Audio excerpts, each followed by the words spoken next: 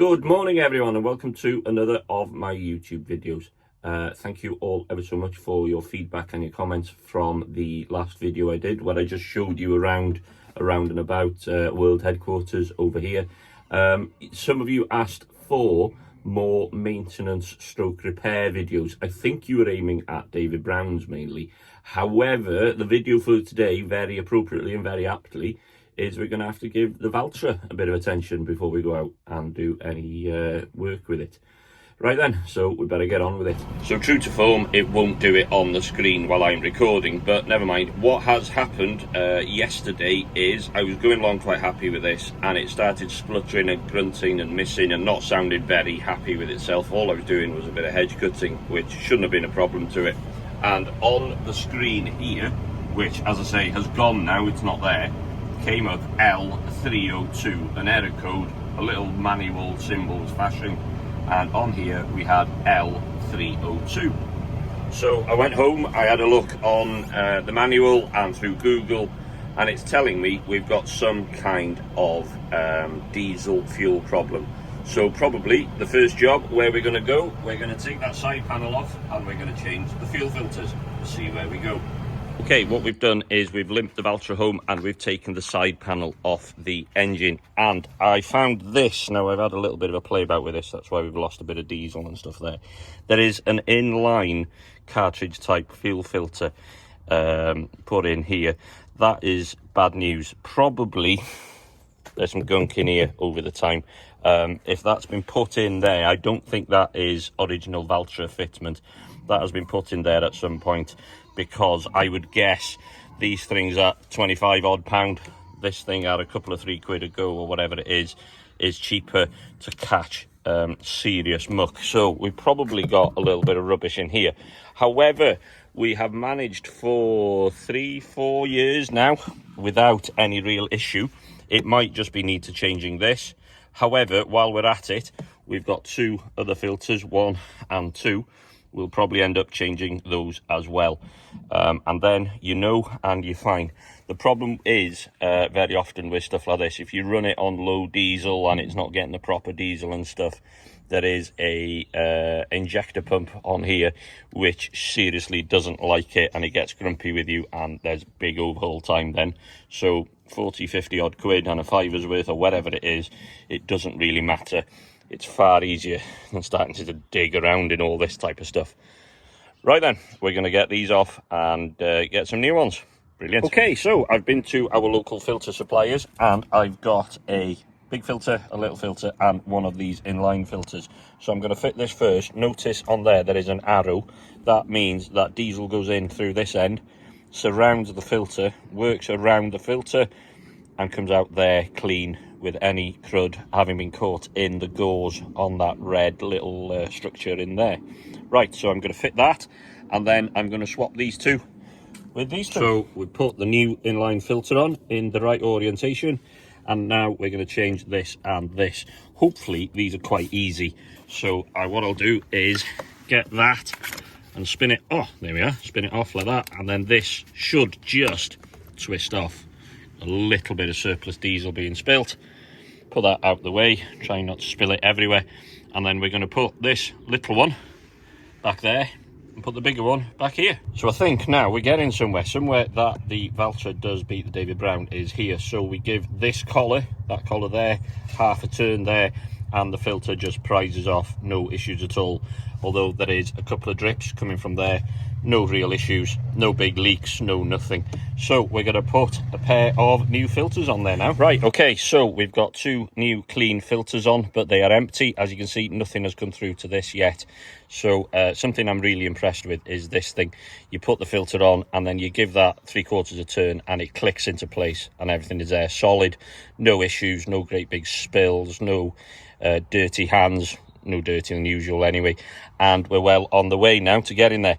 So if this was a David Brown, I would go round the other end and start pumping and priming the lift pump and working diesel through.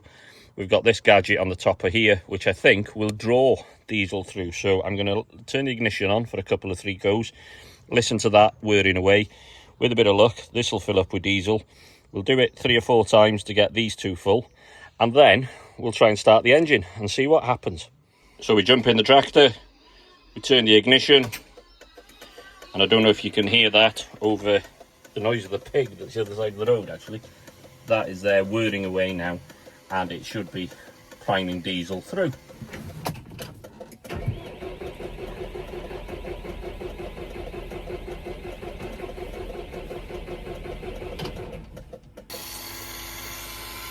There we are, as we speak. I just heard that change tone, so we've got a filter full of diesel, and this has just changed tone. It's gone a little bit harder working, so I think this is full and this is near enough full. So any minute now we'll start this and see what happens. We've let it run until this had turned off. It got towards the end very hard working. You'll notice that this has emptied itself again. As soon as you start the engine, that will refill. So I think now this and this are full and we can start the engine. Let's see, eh?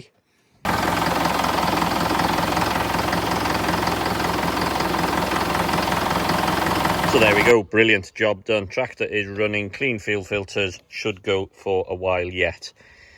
Do you know what? As good as this is, I struggle with this new stuff. Look, just look at all this. We've got pipes, we've got wires, we've got conduits, we've got stuff all over the place. I mean, even these two that we dug out, you've got to work your hand around to get them. Nothing is accessible. Everything's on top of each other. We've got plugs going into places. We've got conduits. We've got wires with plugs. And this is a pretty standard run-of-the-mill old tractor by now.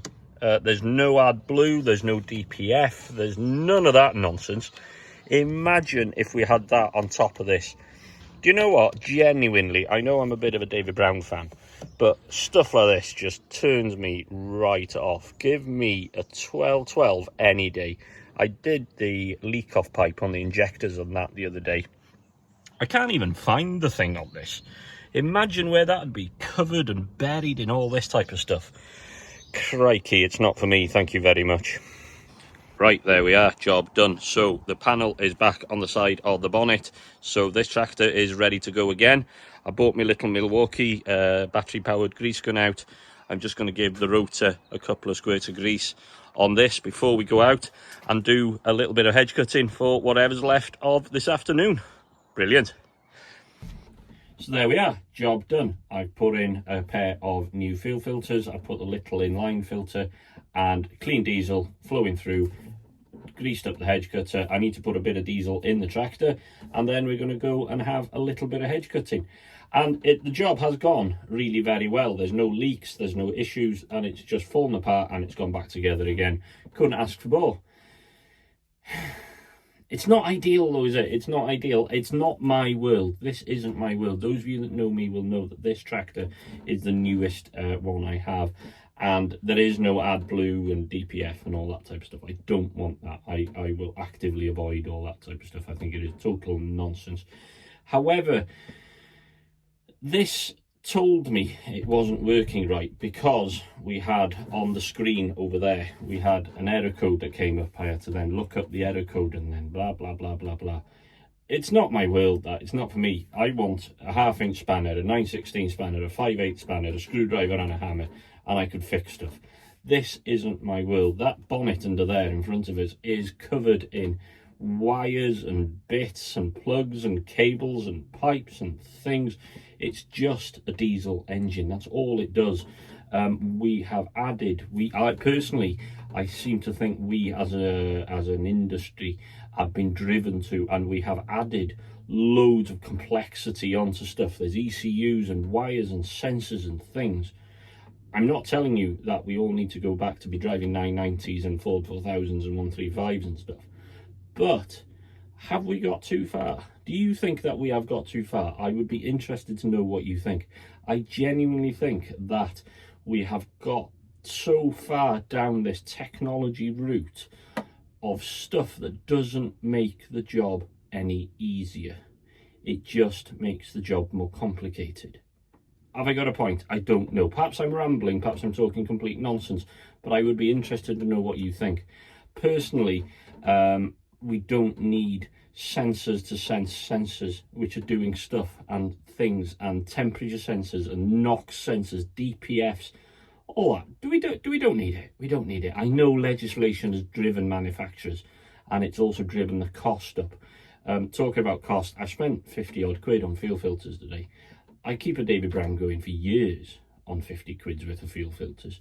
The general price of everything, the cost of everything, running these new tractors, it's not for me. It genuinely isn't for me. It's not floating my boat in the slightest.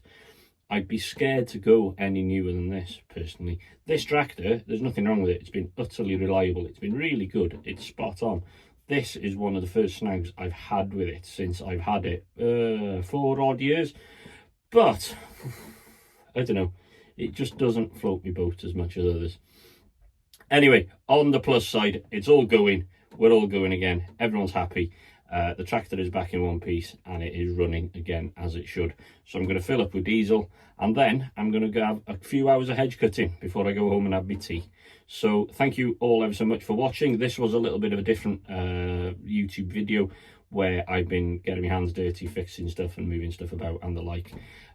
It's not a contracting video, this, and I think this will become more prevalent in the winter months. I've got a shed full over there of stuff that needs maintenance, repairs, fixing, adjusting and all that type of stuff, and I'm sure there'll be some videos of that to follow in the future. So on that note, thank you very much all for watching, and we'll see you again soon. Thank you. Have a nice day, everyone. Goodbye.